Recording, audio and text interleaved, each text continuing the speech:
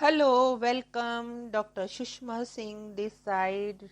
Today in Unit 5 Modernization, let us start our lecture with topic Decline of Paradigm.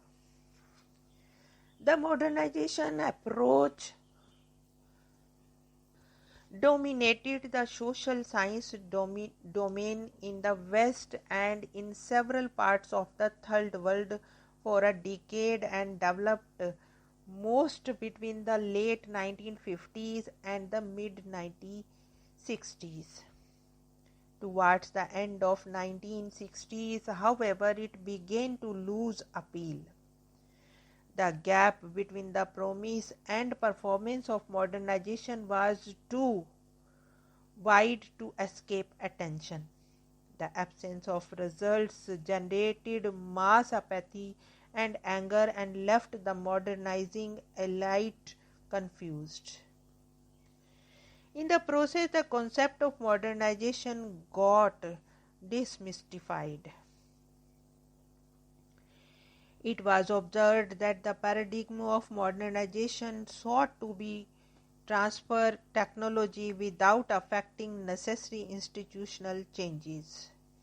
Imaginative and systematic efforts were to be directed towards institution building for accomplishing the highly specialized and differentiated task implicit in the process of modernization.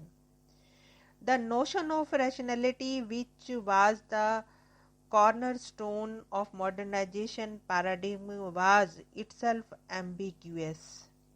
It is now recognized that the rationality can be of different kinds, operating at different levels and in different contexts.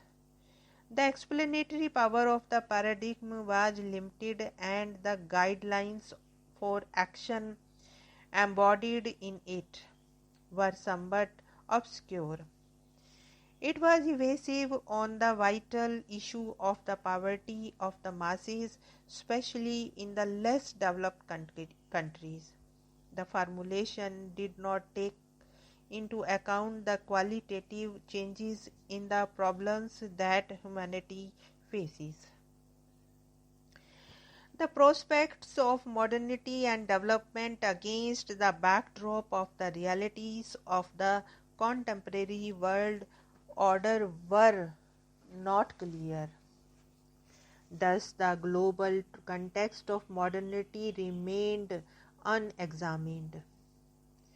The notion of ceaseless and limitless modernization has been challenged powerfully from other quarters, especially by environmentalists and conservationists. Non-renewable natural resources on which the edifice of modernization is built are being rapidly depleted, and adequate, efficient, and economic substitutes are not yet in sight. The consequences of environmental pollution and ecological imbalance are dangerous. Many vital questions regarding the desirability and possibility of modernization remain unanswered.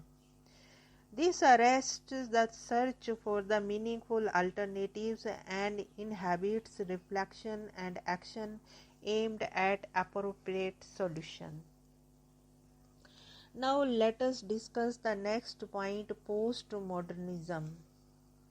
A major challenge to sociological theories of modernity came from the theoretical position of postmodernism.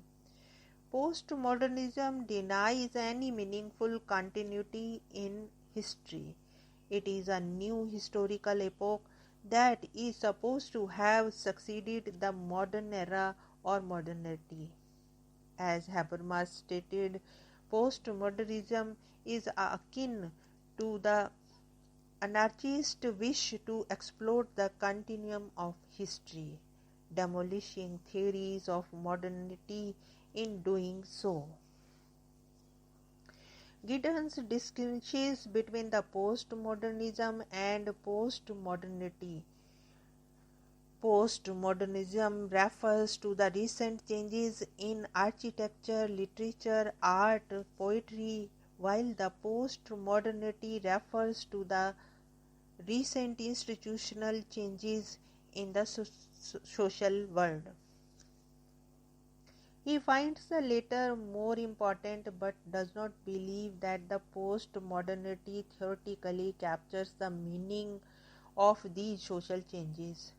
In his view, the contemporary pervasiveness of reflectivity makes useless the distinction between the modern and post-modern eras. For some theorists, postmodernism means that we have entered a new post-industrial world, which problematizes old assumptions including ideals of social progress, the importance of class as a source of social identity, and the very idea of a unified self. A new social world requires new knowledge. Postmodernism destabilizes contemporary social theory. It values difference as there are no absolute values that command our allegiance. Postmodernism critiques all limiting assumptions in social and political life, especially those based on rationality that seek to exclude multiple perspectives on the world. It is suspicious of any evolutionary theory and all centralizing tendencies and celebrates a diversity of approaches to social life and decentralized social movements. Here we want to close this lecture. Thanks for listening.